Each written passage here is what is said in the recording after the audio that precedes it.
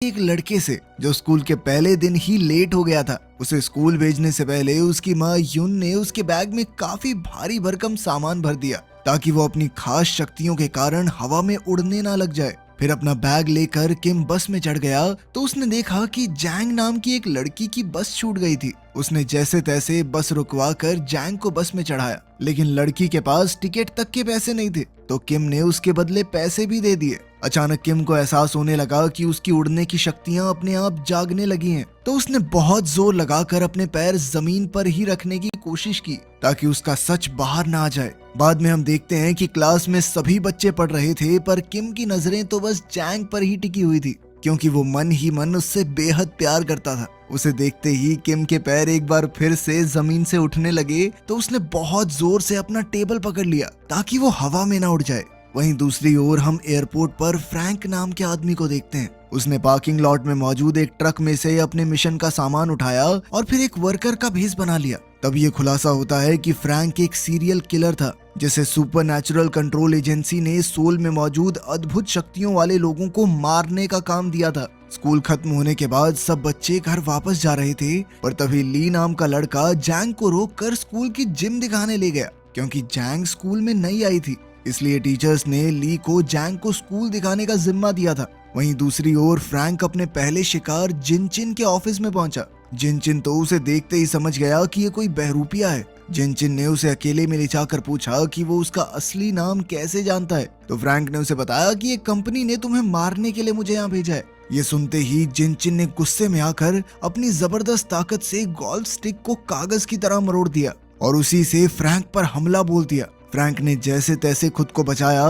मगर जिनचिन ने उसे उठाकर बड़ी जोर से दीवार पर पटककर दीवार ही तोड़ दी। उसी पल अचानक फ्रैंक ने जिनचिन के चश्मे का कांच तोड़ दिया जो सीधा उसकी आंख में जा लगा। फिर उसने मौका देखकर एक पेन की मदद से उसकी छाती पर हमला किया और उसके दिल पर वार करके उसे वहीं मार डाला। आखिरकार उसने जिनचिन की लाश को खिड़की से बहुत दूर फेंक दिया और इसी तरह उसका पहला टास्क पूरा हुआ। फिर वो अपने ट्रक में लौट आया और अपने फोन से मैसेज भेजकर टास्क पूरा होने की खबर दी। उधर किम की माँ यून घर में साफ सफाई कर रही थी। इसी दौरान उसने अपना फोन देखा तो चारों तरफ जिनचिन के खून की खबरें आ रही थी। उधर स्कूल खत्म होने के बाद भी जैंग स्कूल में बैठकर पढ़ाई कर रही थी, क्योंकि उसे स्कूल के बाद बेस्ट कॉलेज में जाना था, मगर वहाँ की फीस बहुत ज्यादा थी। इसलिए मन ही मन में जैंग ने उम्मीद ही छोड़ दी थी।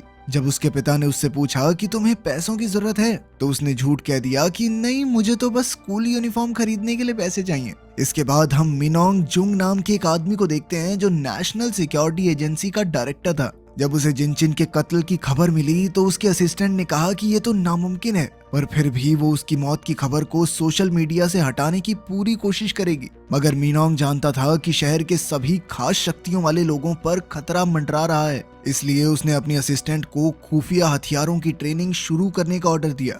उधर किम की माँ यून ने उसके लिए डिनर बनाया और उसे खाकर किम सोने चला गया, मगर वो जैंग के ख्यालों में इस कदर खो गया कि उड़ते हुए छत पे जा लगा। खैर बाद में यून अपने टेबल पर बैठी और एक खुफिया डिब्बे में से अपनी बंदूक निकालकर उसे दोबारा असेंबल करने लगी। असल में उसे शक था कि जिनचिन की मौत की खबर को दबाया जा रहा है और हो सकता है कि वो कातिल बाकी खास शक्तियों वाले लोगों के पीछे भी जाए। इस दौरान यून को अपनी कई साल पहले वाली जिंदगी याद आई, जब वो किम को अपनी पीठ पर चढ़ाकर शहर में घूमा करती थी, क्योंकि उसके पास रहने को कोई जगह नहीं थी।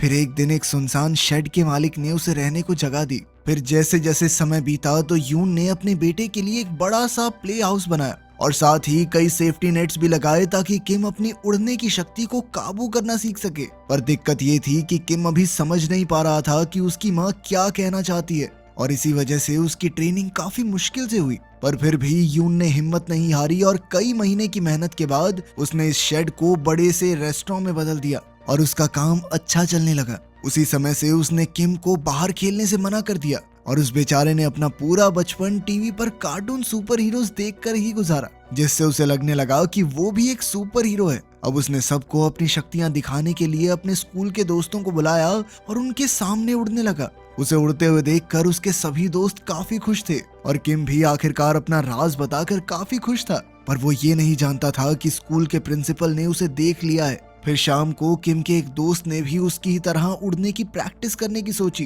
ताकि वो भी बाकी बच्चों को इम्प्रेस कर सके, पर वो फिसल कर बुरी तरह गिर गया और उसे काफी चोट लगी। इसके बाद यून को स्कूल में बुलाकर किम की काफी शिकायत की गई तो यून को बेवजह ही उनसे माफी मांगनी पड़ी। किम को एहसास हो गया था कि उसकी माँ को उसकी वजह से कितना शर्मिंदा होना पड़ा, तो वो बेहद दुखी हो गया और छत पर जाकर रोने लगा। मगर अचानक उसकी कमर से बंधी रस्सी टूट गई और वो तूफान में उड़ गया। पर तभी ऐन वक्त पर यून ने वहां आकर पूरे जोर से रस्सी को खींचकर अपने बेटे की जान बचाई। फिर अगले दिन सभी बच्चे स्कूल पहुंचे, पर किम और जैंग दौड़ने के बावजूद भी थोड़े लेट हो गए। पर गार्ड ने देखा कि वो कुछ ही सेकंड लेट थे तो उसने उन्हें अंदर जाने दिया। वहीं शहर में दूसरी ओर फ्रैंक एक पुरानी लाइब्रेरी में पहुंचा और वहां का दरवाजा बंद करके मालिक के सामने जा खड़ा हुआ। उसने मालिक से पूछा कि क्या पहले वो बंक के नाम से जाना जाता था। तो उस आदमी को एहसास हुआ कि वो खतरे में है, इसलिए उसने अपनी बिजली की शक्ति का इस्तेमाल करके सभी लाइट्स बंद कर दी। इसके बाद उसने अपने रेडियो से एक बैटरी निकाली और अपने अंदर मौजूद बिजली की ऊर्जा को जागृत करना शुरू कर दिया, जिससे उसके बाल एकदम सीधे खड़े हो गए। फिर अचानक उसने फ्रैंक पर हमला बोल दिया और उसे बार बार जोरदार बिजली के झटके देने लगा। फ्रैंक ने अपनी जान बचाने के लिए किताबों का सहारा लिया और पलटवार करके बंक के हाथ से बैटरी गिरवा दी। पर जल्द ही उसने बैटरी फिर उठाई और फ्रैंक पर बिजली का जबरदस्त वार किया, जिससे फ्रैंक सीधा छत से जा टकराया। आखिरकार बंक ने अपने डेस्क से एक तस्वीर निकाली और उसे आग लगाते ही फ्रैंक का गला घोंटने लगा। उसने इतने जबरदस्त बिजली के झटके दिए कि कमरे में शॉर्ट सर्किट हो गया। अब फ्रैंक मरने ही वाला था कि ऐन वक्त पर उसने पलटकर बंक को दूर फेंक दिया और एक ही जानलेवा वार से उसका काम तमाम कर दिया। आखिरकार उसका ये शिकार भी मारा गया। फिर उसने बंक के हाथ में वो जलती हुई फोटो देखी तो पता चला कि बंक का एक बेटा भी है। इससे फ्रैंक को काफी दुख हुआ, पर वो जल्द ही इस जगह से निकलकर अपने ट्रक में भाग निकला।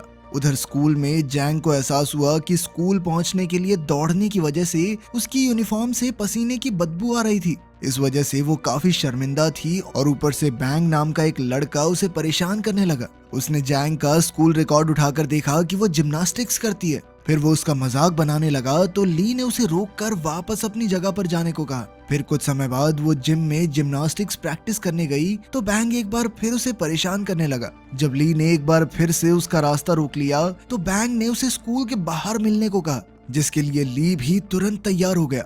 मगर वो ये नहीं जानता था कि एक टीचर उसे देख रहा था। खैर फिर बैंग ने ली पर हमला करने की कोशिश की, मगर ली ने बड़ी ही आसानी से उसे डॉज करके जमीन पर गिरा दिया। अब बैंग ने गुस्से में जमीन से एक कांच की बोतल उठाई और वो ली को उससे मारने ही वाला था, पर ली ने एक ही जबरदस्त मुक्के में बैंग को पेड़ पर लटका दिया।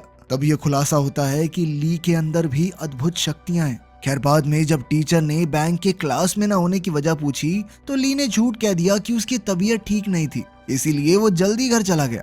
फिर कुछ घंटों बाद टीवी पर बंक के खून की खबर भी फैल गई तो यून को अपने बेटे किम की हिफाजत की चिंता होने लगी। खैर शाम को किम और जैंग एक स्टोर में उसकी नई यूनिफॉर्म खरीदने गए और फिर उन दोनों ने साथ में खाना भी खाया। वहीं दूसरी ओर फ्रैंक बंक के हाथ से मिली तस्वीर देख रहा था कि उसे अपने अगले शिकार का खात्मा करने के ऑर्डर्स मिल गए। उधर किम और जैंग आपस में बातचीत कर रहे थे और बाद में वो स्कूल में वॉशरूम साफ करने पहुंचे। ये उन्हें पनिशमेंट मिली थी क्योंकि वो सुबह क्लास के लिए लेट हो गए थे। इसी दौरान जैंग की नजर किम की चोट पर पड़ी जो सुबह उनकी टक्कर की वजह से लगी थी। तब जैंग उसके जख्म पर मरहम लगाने लगी, पर उसके करीब आने से किम इतना ज्यादा शर्मा गया कि उसके पैर जमीन से उठने लगे। अब उसने अपनी शक्तियों को छुपाए रखने के लिए जैंग को वॉशरूम से बाहर जाने को कहा, मगर उसके जाने के बाद भी किम अपनी शक्तियों पर काबू न रख सका और अपने आप हवा में उड़ने लगा। फिर अगली सुबह टीचर ने फिर से बैंग के स्कूल न आने की वजह पूछी, पर किसी को इस बारे में कोई जानकारी नहीं थी। ये देखकर ली काफी घबरा गया। स्कूल खत्म होने के बाद जब किम घर लौटा तो उसकी माँ यून ने उसे बहुत डांटा क्योंकि उसने आने में बहुत देरी कर दी थी। उधर फ्रैंक अपने अगले शिकार की तलाश में स्कूल के दरवाजे तक आ पहुंचा। तब सिक्योरिटी गार्ड ने उसे दरवाजे से अपना डिलीवरी ट्रक हटाने को कहा तो फ्रैंक चुपचाप वहां से चला गया, मगर गार्ड को उस पर शक हो गया था, जिसके बाद उसने किसी को फोन किया। इसी तरह कई दिन बीत गए और अब जैंग अपनी टीचर के साथ जिम्नास्टिक्स की ट्रेनिंग कर रही थी ताकि वो बेहतर खिलाड़ी बन सके। इसी दौरान ली छुप छुपा कर जैंग को प्रैक्टिस करते हुए देखता रहता क्योंकि वो भी मन ही मन जैंग को चाहने लगा था। एक रात प्रैक्टिस के दौरान अचानक जैंग का पैर मुड़ गया और वो बुरी तरह गिर गई। उसे देखते ही ली उसकी तरफ दौड़ा, पर उसी वक्त किम भी वहां आ गया जिसके बाद ली बीच में ही रुक गया। दरअसल जैंग को दर्द में देखकर किम तुरंत उड़कर वहां पहुंच गया था, पर जैंग ने बताया कि मुझे ज्यादा चोट नहीं लगी है, और फिर वो वापस से ट्रेनिंग में जुट गई।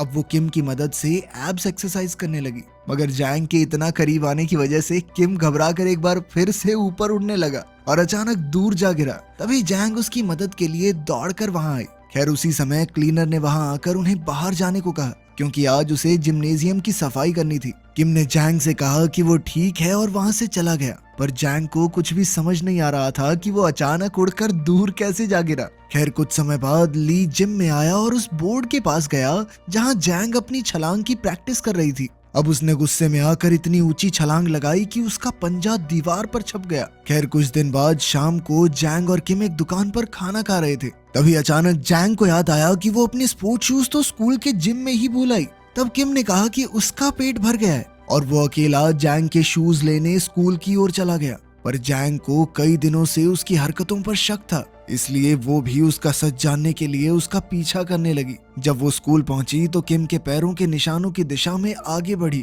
और तभी उसे वो सभी पल याद आए जब उसने अपनी आंखों से किम को उड़ते देखा था। इसी तरह वो दूसरी मंजिल पर पहुंच गई, पर यहाँ पैरों के निशान गायब हो गए। तो उसने किम को आवाज दी। जल्द ही किम वापस आया तो जैंग ने उससे पूछा कि जब भी वो करीब होते हैं तो वो इतनी अजीब तरह से बर्ताव क्यों करता है। पर किम ने कहा कि ऐसा कुछ नहीं है, मैं तो नॉर्मली ऐसा हूँ। बाद में किम अपने बैग में कुछ ढूंढ रहा था तो जैंग ने देखा कि उसकी बैंडेज उतरने वाली थी, तो वो बैंडेज ठीक करने लगी, पर उसके छूते ही किम इतना शर्मा गया कि वो उसी पल हवा में उड़ गया और सीधा छत से जा चिपका। उसे देखकर जैंग हक्की बक्की रह गई, पर अब उसने किम को बचाने का तरीका ढूंढा। वो एक डब्बे के ऊपर चढ़कर किम की ओर कूद गई और उसे खींचकर अपने साथ जमीन पर ले आई। फिर उसने फटाफट किम को उसका भारी भरकम बैग दिया और आखिरकार सब नॉर्मल हो गया। इसके बाद वो स्कूल से चले गए, पर वो ये नहीं जानते थे कि सिक्योरिटी गार्ड ने कैमरास के जरिए ये सब देख लिया था। उधर घर पर यून डिनर बना रही थी और जब उसने देखा कि किम घर आ गया है तो वो दरवाजे पर गई।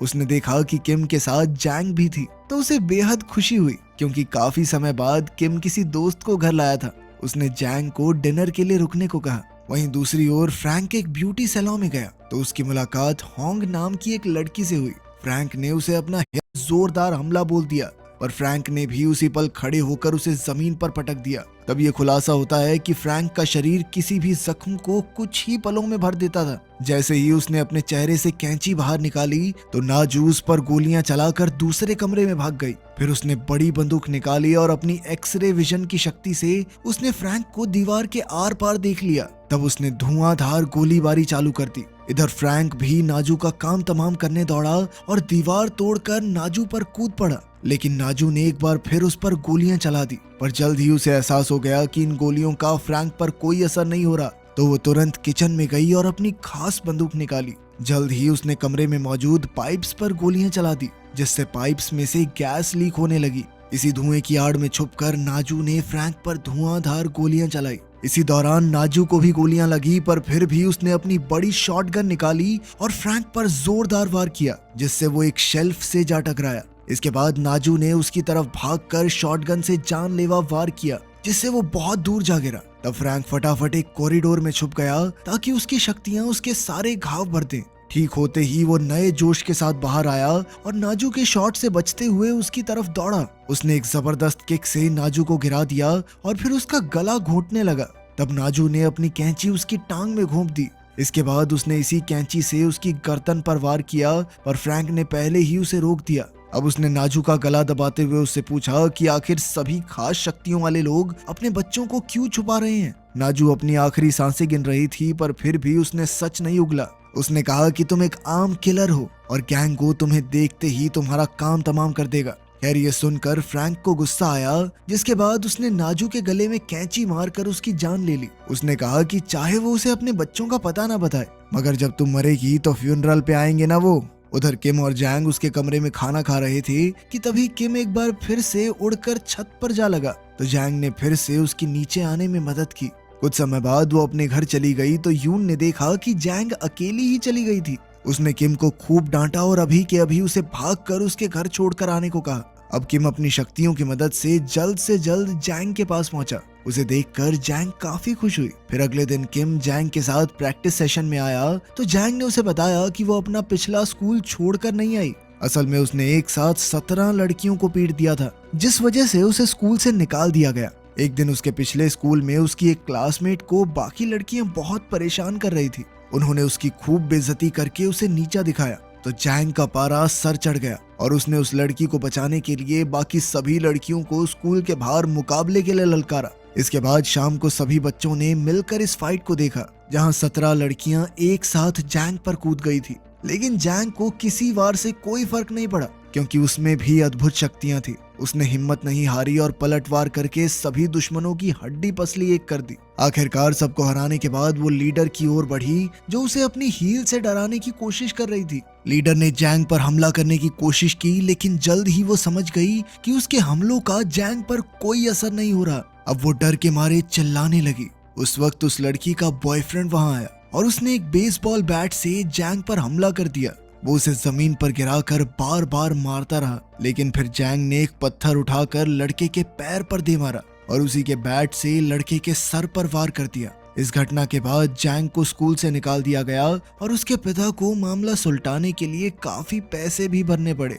उधर नाजू के अंतिम संस्कार पर फ्रैंक उसके बच्चों से मिला, लेकिन उनसे अपनी माँ के बारे में प्यारी प्यारी बातें सुनकर फ्रैंक का दिल टूट गया और उसने उन्हें मारने का प्लान कैंसिल कर दिया। उधर नेशनल सिक्योरिटी एजेंसी आम लोगों से म्यूटेंट्स के वजूद को छुपाने की हर कोशिश कर रही थी। आखिर में हम देखते हैं कि उस बिजली की ताकत वाले म्यूटेंट का लड़का अपने पिता की मौत का बदला लेने के लिए उसके कातिल को ढूंढ रहा था और उसके अंदर भी अपने पिता की तरह खास शक्तियां मौजूद थी।